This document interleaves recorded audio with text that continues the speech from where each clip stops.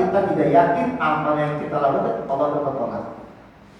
Kemudian yang kedua, kekhawatiran kita kedua adalah apa kata Rasulullah?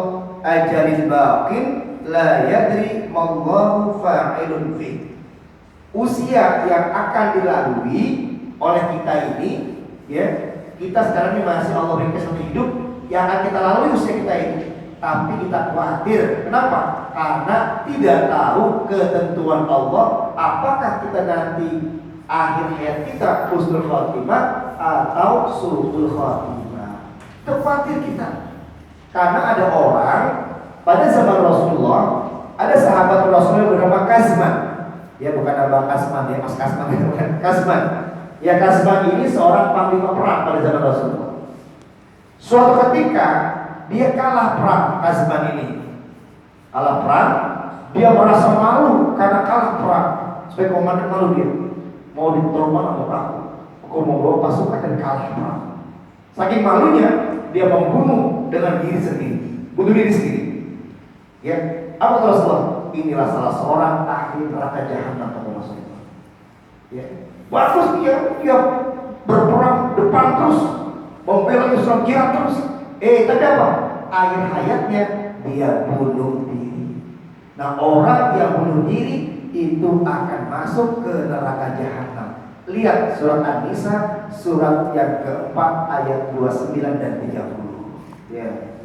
Jadi orang yang bunuh diri itu apa? Akan masuk ke nerakanya Allah. Meskipun amal luar biasa, tapi kalau mengakhiri hidup dengan cara bunuh diri, maka tidak akan berguna tuh amal dia, tidak masuk neraka Allah. Ya, surat An-Nisa surat yang keempat ayat 29 dan 30. Ya. Nah, ini yang muliakan. Ya. Bismillahirrahmanirrahim. Nah, ini wala taqtulu anfusakum, dan janganlah kamu membunuh diri kamu sendiri. Innallaha kana bikum rahimah. Sesungguhnya Allah Maha penyayang kepada kamu. Allah sayang kamu, ya. Allah ngasih rizki, sayang sama kamu, kok kamu malah bunuh diri kamu sendiri. Ya. Ibarat apa nih? Kita nih kita sayang kepada misalnya kepada barang ini, ya. Tapi barang itu dipecahkan oleh teman kita, maka Allah akan kecewa kepada kita. Kenapa? Kamu udah dikasih begini malah mengecewakan saya, kata Allah. Innallaha kana bikum, Allah Maha penyayang pada kamu. Wa may yaf'al dzalika udwana wa zulman fasawfa nuslihi nar. Maka orang yang berbuat bunuh diri tadi adalah orang-orang yang melanggar hukum Allah dan zalim, dan akan dimasukkan ke dalam neraka Allah Subhanahu wa taala. Jadi kalau orang yang bunuh diri itu ganjarannya adalah neraka.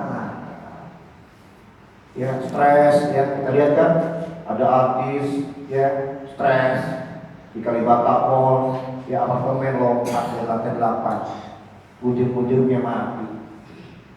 Ada lagi kemarin Kopral, siapa tuh? Kopda M, ya, fotonya kayak bang ini. Kalau di Facebook di TikTok ya, sama banget. Kopda M, ya, gagal menembak istrinya, ya, nggak mati istrinya, takut dia kena hukum, nggak racun, meninggal dunia. Katanya begitu sih, ya, katanya meracun diri sendiri, ya. Itu bunuh diri. Nah, kalau ini benar-benar terjadi, maka yang demikian akan masuk ke neraka Allah Subhanahu wa taala. Dan orang yang bunuh diri itu tidak usah disolatkan ketika dia meninggal dunia. Apa panduannya? Rasulullah pernah ada sahabat yang menancapkan panah ke perutnya sehingga bunuh diri. Panah, mau dia dicepet, kuat, meninggal dunia, bunuh diri dia. Rasulullah ketika tidak mau menyolatkan jenazah sahabat ini. Kenapa? Dia bunuh.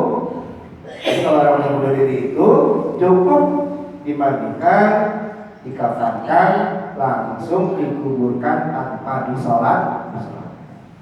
Nah, bunuh diri itu bukan hanya negak racun, tembak kepala, lompat dari gedung, termasuk orang yang narkoba pun itu juga dikategorikan orang yang meninggalnya secara bunuh diri. Kenapa? Karena kalau kita loncat seketika mati, nembak kepala kita seketika mati, ya, minum racun seketika mati. Tapi kalau narkoba itu sesungguhnya dia mati secara perlahan-lahan, dan hakikatnya pun dia adalah melalui proses bunuh diri. Kenapa? Udah tahu itu akan menyusahkan dia, udah tahu itu akan merusak dia, kok dia masih minum, masih dia makan, itu namanya pun dia bunuh diri, tapi secara pelan-pelan. Maka kalau ada orang saudara kita, sahabat kita, kakak kita yang narkoba meninggalnya, maka kita tidak berkewajiban dan tidak dosa untuk tidak menyolatkan dia.